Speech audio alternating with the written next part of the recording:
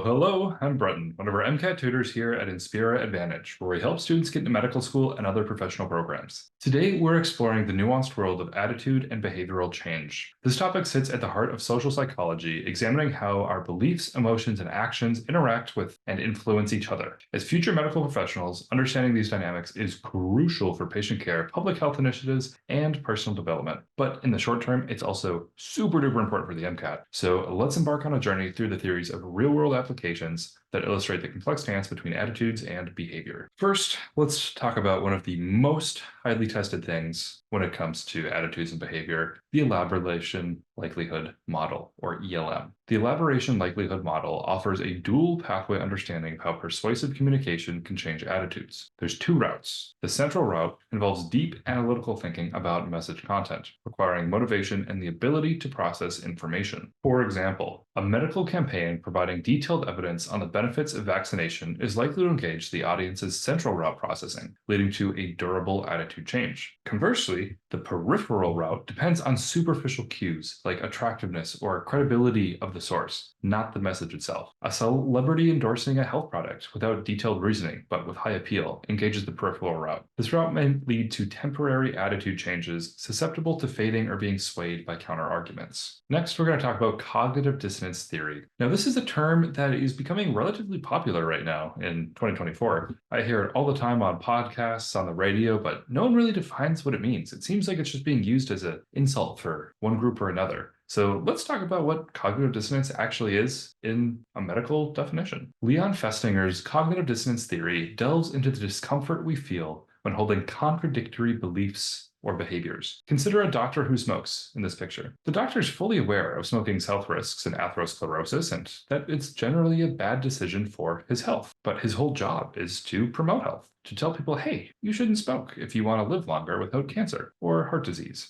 It's this clash between their professional knowledge and personal behavior that creates dissonance, hopefully pushing them towards a change. That change can be one of two things. Could either quit smoking or keep justifying the behavior to reduce dissonance. Another example would be an environmentalist who is frequently flying for leisure, contributing to carbon emissions. The dissonance between environmental values and personal actions might lead to adopting more sustainable travel habits or engaging in carbon offsetting to alleviate the conflict, or our good old other option, justifying it somehow. Now let's talk about social influences on our attitudes and behavioral change. Social influences play a pivotal role in shaping our attitudes and behaviors. A very famous experiment you need to know for the MCAT was conducted by Solomon Asch. And as you hopefully know by now, the Psych-Social section of the MCAT wants you to know their names. So you're going to need to know Asch's name, was conduct a conformity experiment to reveal how individuals, despite clear evidence, conform to social group opinions. This highlighted the power of social norms. A similar experiment, well, similar in the takeaway, not in the experiment itself, was Stanley Milgram. What Milgram's obedience studies show is that people would perform actions conflicting with their personal conscience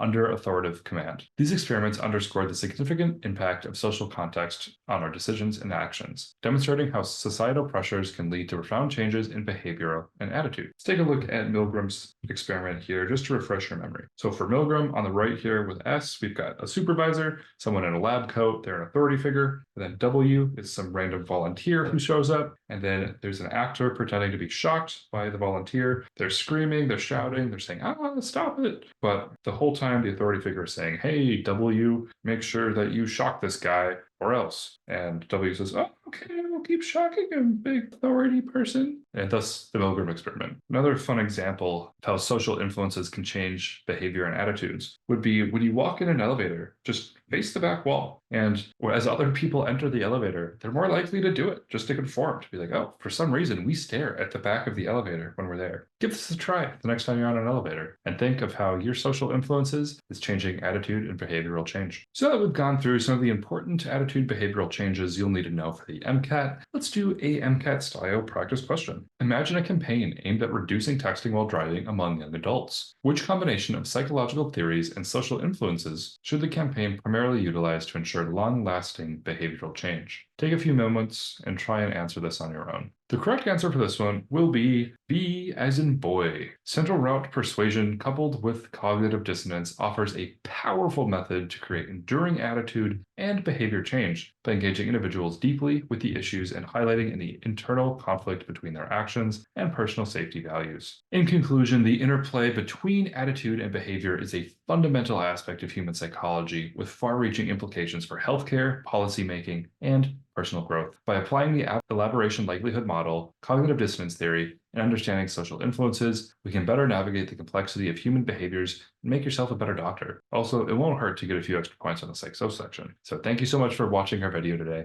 and I will see you next time.